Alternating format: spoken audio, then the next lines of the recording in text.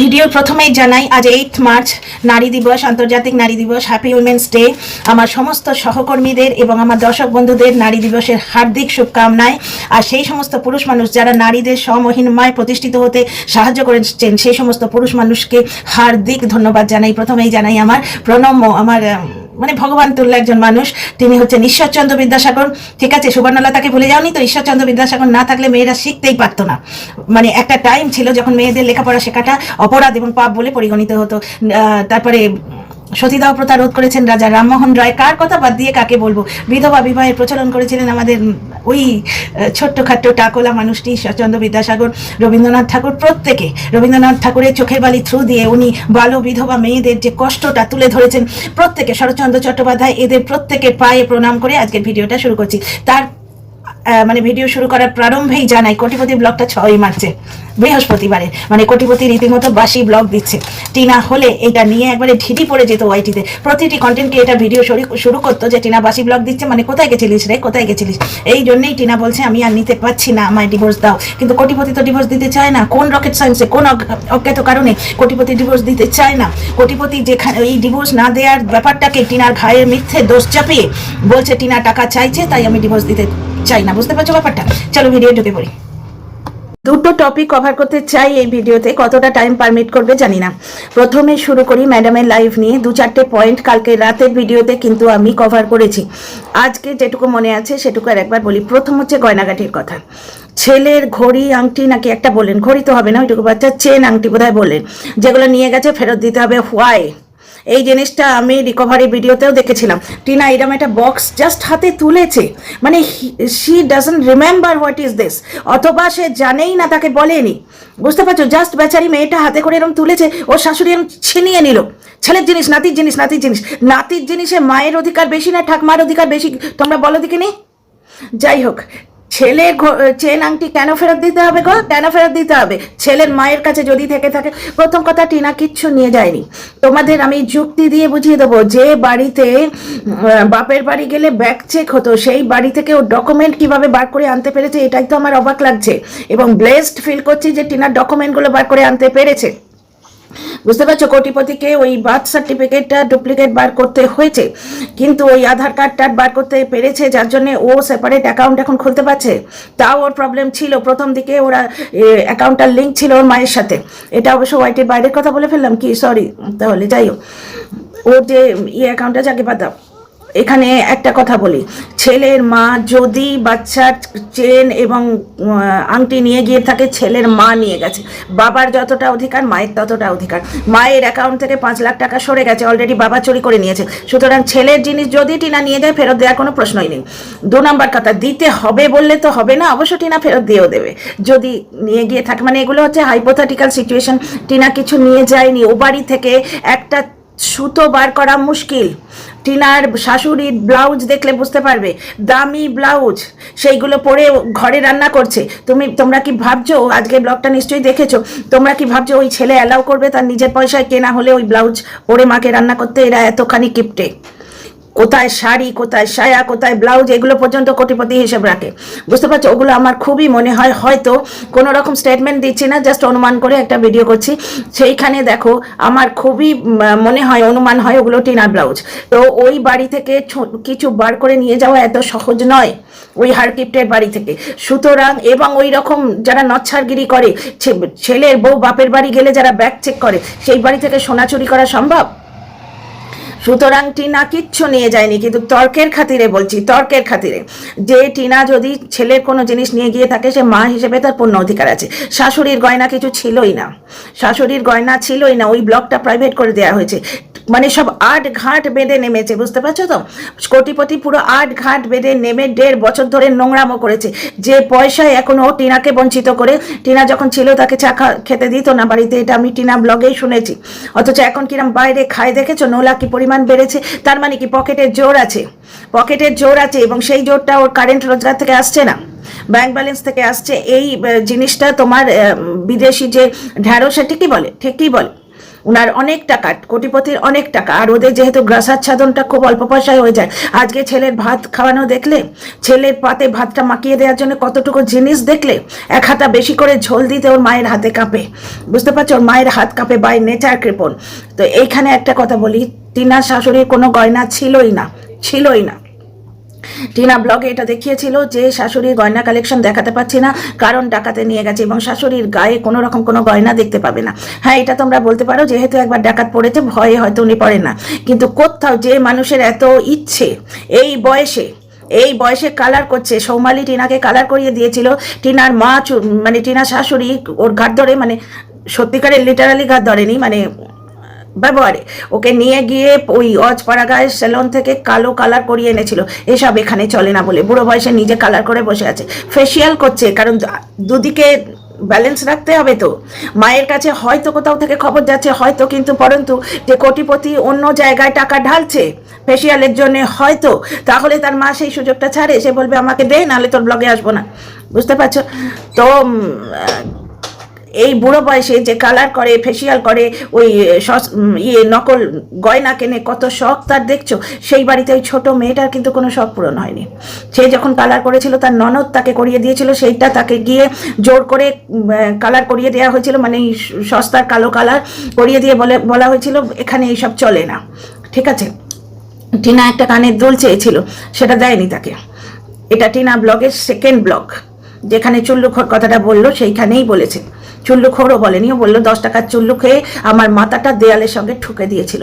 সেইখানেই ও বলেছে যে আমি একটা সোনার দুল চেয়েছিলাম, সেটাও শাশুড়ি বারণ করে দিয়েছিল, হয়নি, ঠিক আছে? এখন কি সমস্ত কথা শাশুড়ির পারমিশন নিয়েই হয়? মায়ের কালার করা নিয়ে, মায়ের সাজগোজ নিয়ে কত আদিক্ষেতা। টিনার সময় এগুলো কোথায় ছিল? আচ্ছা, যে আর বলে নি 2-4টে কথা যেগুলো মনে আছে, আমি বললাম না 2টো টপিক কভার করবো। এক হচ্ছে কোটিপতির ব্লগ, 2 হচ্ছে ম্যাডামের লাইফ। যে কটা পয়েন্ট মনে আছে, কোটিপতি দেখালো জামা কাপড়, যেগুলো নতুন, মানে এগুলো সব দানের জামা কাপড়। দেখছো আমার পয়েন্ট, আমি এমনি বলি না, ওই আন্দাজির মতো অরেঞ্জ সুটকেস ওরাই না। ব্যাপারটা হচ্ছে যে আমার পয়েন্ট যেগুলো, সেগুলো ডিজিটালি পয়েন্ট, বুঝতে পারছো? ডিজিটালি প্রুফ আছে। ওদের বাড়িতে ওই জুতোটা যেটা ছেঁড়ে গেছে, সেই ছেঁড়া জুতো পরেই কিন্তু ছেলেটা আজকে পুরো গ্রাম ঘুরে এলো। জুতোটা যেটা ছাড়লো, কোটিপতি বললো বাইরে ছেড়ে যেতে হবে, ঘরে ঢোকা যাবে না। ওই নতুন বুটটা কিন্তু পরেনি, ওটা হচ্ছে ওই বিয়েতে, কেউ বলছে যে জলপাইগুড়ি কাকুর বিয়ে, কেউ বলছে বর্ধমানের সেই উকিল কাকু তার বাড়ি যাবে, বুঝতে পারছো? যাই হোক, এগুলো দর্শকদের কমেন্ট থেকে পাওয়ার। একটা জিনিস দেখো, ওই যে জুতোটা ওটা পরতে দেয়নি, কারণ ওটা এক জায়গায় পড়বে, এটা কয়েক ন্যাচারাল, ওই গ্রামের রাস্তায় ঘুরে এলে ওটা সাদা জুতো হয়ে যাবে। এই ছাড়া জুতোটা পরে চতুর্দিকে ঘুরে এলো বাচ্চাটা। আর তার মানে কি, জুতোটা কেনা হয়েছে 2-3টে ব্লগ ধরে দেখানো হচ্ছে। প্রথম ব্লগে স্পাইডারম্যান জুতো চাই, দ্বিতীয় ব্লগে জুতো কেনা হলো, তৃতীয় ব্লগে থাম্বনেল পড়ে গেল, জুতো পেয়ে ছেলে কত খুশি। তার মানে এই বাড়িতে ছেলের জন্য জিনিসপত্র কিনলে কন্টেন্ট হতো না? আজ অব্দি দেখিনি। তাই জন্যই বলেছি যে দানের জিনিসে এখনো চলছে, ঠিক তাই। আজকে দেখো দানের জিনিসগুলো বেরোলো সমস্ত, এবং প্যান্টটা পরিয়ে দেখা হলো যে অনেকদিন আগে গিফট দিয়েছে, এখনো বাচ্চার হচ্ছে কিনা। আর শ্বশুর শাশুড়ি এক সাইজ বড় জুতো কিনে দিয়েছে। কালকে কোটিপতি বললো গিফটের বাড়িতে এইরকমই হয়, যে বাচ্চার পাটা বাড়বে, তো তাই এক সাইজ বড় কিনেছে। চলো, ঠিক আছে, এটা চলে, অনেকটাই আমি করতে দেখেছি। তো যাই হোক, মানে গ্রামে গঞ্জে রাস্তাঘাটে যেতে গিয়ে এমনও দেখেছি যে কোমরের যে জায়গাটা না, মেয়েদের ফ্রকে কোমরের একটা ডিভাইডার থাকে না, ওটা হাঁটুতে পড়ছে, এত বড় সাইজের জামা কিনেছে। যাকে বাদাম, এটা নিয়ে কোনো কথা বলার আমার নেই, শুধু আমি পয়েন্টটা প্রুফ করলাম এইটাই, যে ও দানের জামা কাপড়ে বাচ্চাটার এখনও চলছে। তাহলে ওই যে বিদেশি ঢ্যাঁড়স, সে যখন বলে যে হোয়াটসঅ্যাপে ব্লক করেছে, তার যে রাগটা সেটা কিন্তু স্বাভাবিক। এইভাবে লোকের কাছ থেকে উপকার নিয়ে তাকে দুধ থেকে মাছির মতো ছুঁড়ে ফেলে দিলে লোকের তো রাগ হবে। এইখানে আর একটা টপিক মনে পড়ে গেল, বুঝে দিই, সেটা হচ্ছে পাতানো দিদির কালকে আমি ঘাস খাই বলে একটা লাইভ করছিল, পুরোটা দেখা হয়নি, কাজ করতে করতে যতটুকু হয়েছে সেইটুকু সম্বন্ধে 2টো কথা বলে দিই।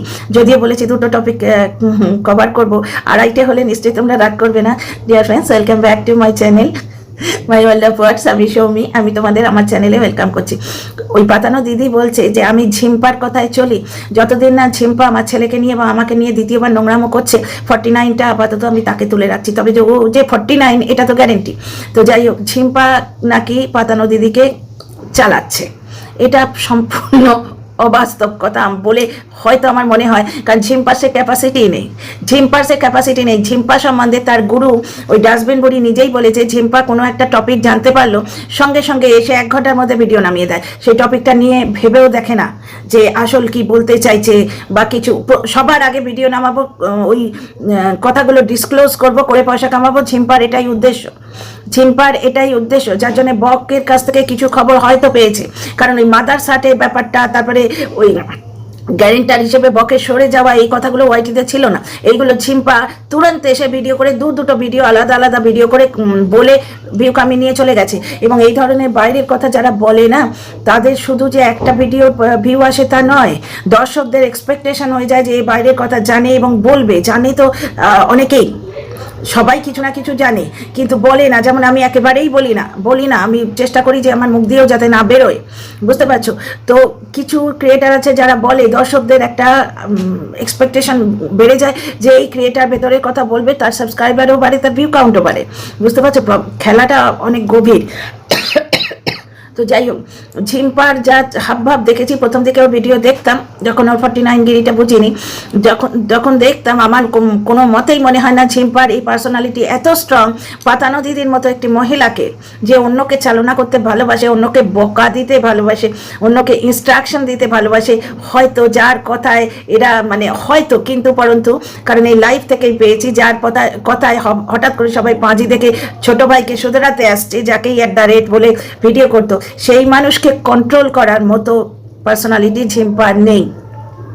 এবং এই যে পাতানো দিদি, এর পার্সোনালিটি কিন্তু স্ট্রং। এর চিৎকার, যেটা ওর অস্ত্র বললো, আমাকে বেশি কিছু বললে আমি চিৎকার করব, তো চিৎকার করা এই পাবলিকটিকেও কন্ট্রোল করতেও পারবে না, এবং ওই পাবলিকটি কন্ট্রোলে থাকবে না।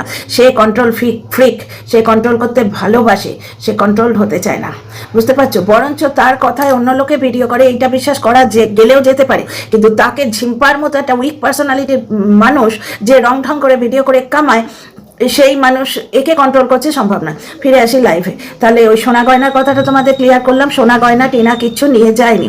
আচ্ছা, তারপরে একটা মজার জিনিস দেখেছে ডিয়ার ফ্রেন্ডস, আমাদের টিনা কিন্তু এখন যে ভালো মেয়ে সবাই বলছে, ওর ভুলটা হয়ে গেছে ওর এই হাজব্যান্ড আর শাশুড়ির অত্যাচারে। আজকে কোটিপতির ব্যবহার দেখো, ওর মায়ের সাজগোজ নিয়ে আদিক্ষেতা দেখো। এই জিনিস টিনা পেয়েছিল? গাড়ি থামিয়ে এই যে রিফ্রেশমেন্ট খাওয়া, এগুলো টিনা পেয়েছিল? একটু আদর, একটু ভালোবাসা, একটু খাওয়া দাওয়া, একটু নিজ স্বাধীনতা, অল্প সামান্য স্বাধীনতায়, গ্রামের বাড়িতে স্বাধীনতা নিয়েই বা কি করবে ও?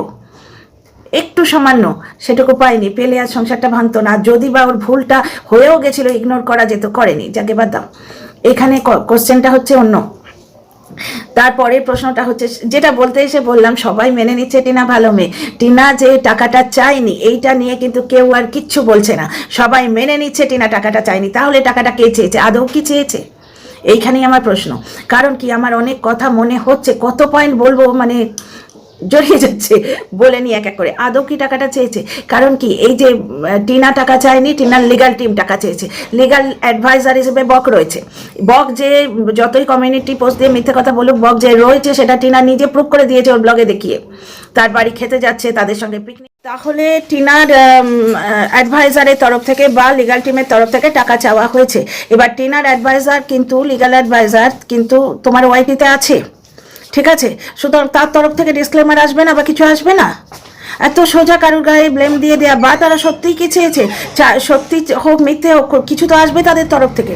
তাহলে কেন এটা এইভাবে বলা হলো? কারণ কোটিপতিকে ঢাকার জন্যে কোটিপতি বলেছে যে আমি ডিভোর্স নেব না, ডিভোর্স বড় দামি, আমার অত দামি ডিভোর্স চাই না। তার ভাই, ডিভোর্স না দিয়েই যদি সব কিছু চলে যায় হয়তো, তাহলে এত লোক তো মিথ্যে কথা বলছে না, এত প্রমাণ উঠে আসছে, এ তো মিথ্যে কথা নয়, এদের তরফ থেকেই তো আসছে, সেগুলো তো মিথ্যে কথা নয়। তাহলে আর ডিভোর্সের দরকার কি?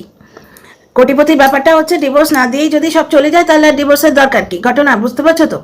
আচ্ছা, আরেকটা জিনিস দেখো, মানে টিনার তরফ থেকে এতগুলো টাকা চাওয়া হয়েছে, এটা বলা কারণ কোটিপতি ডিভোর্স চায় না। কোটিপতি আগেও ডিভোর্স নেয়নি, কোটিপতি এখনো ডিভোর্স চায় না, কোন অজ্ঞাত কারণে জানি না।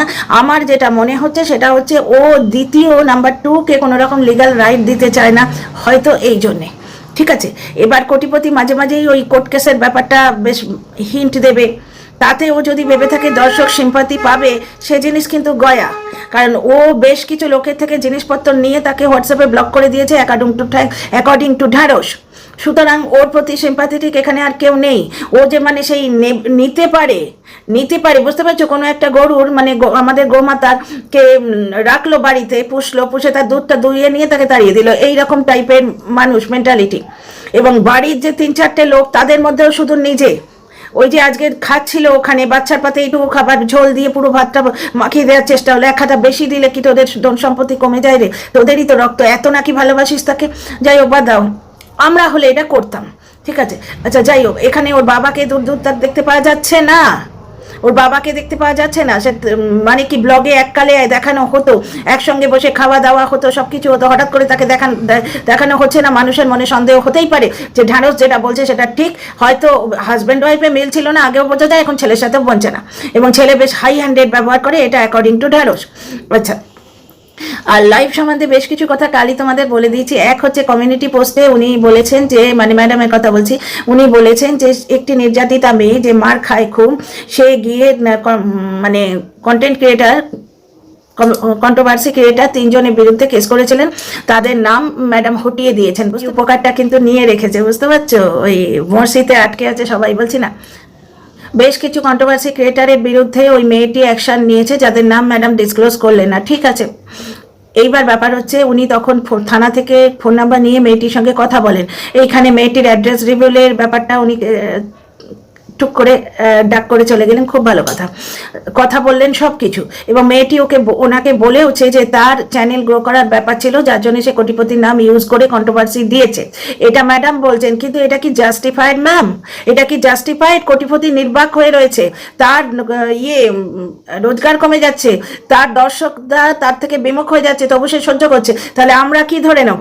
তো যাই হোক, তার মানে ম্যাডাম মেয়েটিকে খুব ভালো করে চেনেন, কথাবার্তাও বলেন। তাহলে ম্যাডাম যে কমিউনিটি পোস্টে লিখেছিলেন যে মেয়েটিকে খুঁজে পেলে তাকে উদ্ধার করার চেষ্টা করব, সেই কথাটা কি মিথ্যে কথায় প্রমাণিত হয়ে যায় না? মেয়েটিকে তো ফোন করে জিজ্ঞেস করলেই হয়, কোথায় আছো বাপু, আমার স্মরণে এসো, বুঝতে পারছো? তো যাই হোক, একটা জিনিস খুব ভালো লাগছে আমার টিনাকে, সবাই বুঝছে বাংলাদেশ ভারত সম্বন্ধে উনি যে কথাগুলো বললেন, দেখো, নিজের দেশ শুধু নিজের জন্য, এটা সবারই ভালো লাগে, কিন্তু ম্যাডাম বললেন খাইতেছে পাইতেছে করে আমাদের বাংলা ভাষাকে এরা দূষিত করে দিচ্ছে। কিন্তু যে ক্লায়েন্টের জন্য তিনি লড়ছেন, যে ক্লায়েন্টের ভুল দেখলেই তিনি ঢাকতে চলে আসেন, তারা তো নিজেরাই খাইতেছে পাইতেছে করে কথা বলে, তারা তো বাঙাল, কাঠ বাঙাল, এটা তো ঢ্যাঁড়সও বলে দিয়েছে। এবং বাচ্চাটা মাঝে মাঝে বলে যে ভাষা, তাতেও বুঝতে পারি। ঢ্যাঁড়স বলেছিল, ওই কোটিপতির মায়ের সঙ্গে ওর কথা হয়েছিল, তখন কোটিপতির মা নাকি বলেছিল আমরা এদেশে থাকলেও আমরা বাংলাদেশের লোক, বুঝতে পারছো? বাকি পলিটিক্যাল ব্যাপার নিয়ে আমার কিচ্ছু বলার নেই, কারণ আমি মনে করি মানুষ তো মানুষই, দেশ ভাগের যন্ত্রণা আমরাও যেমন ভুগেছি, পলিটিক্যাল কারণে মানুষ নিজের দেশ থেকে বিতাড়িত হয়ে অন্য দেশে যায়, সেই যন্ত্রণা সবাই ভুগেছে। সুতরাং পলিটিক্যাল মুদ্রাটা আমি এখানে অ্যাড্রেস করতে চাইছি না। তোমাদের কেমন লাগলো আমার ভিডিওটা কমেন্ট বক্সে লিখো, আর ভালো লাগলে সাবস্ক্রাইব করে পাশে থেকো।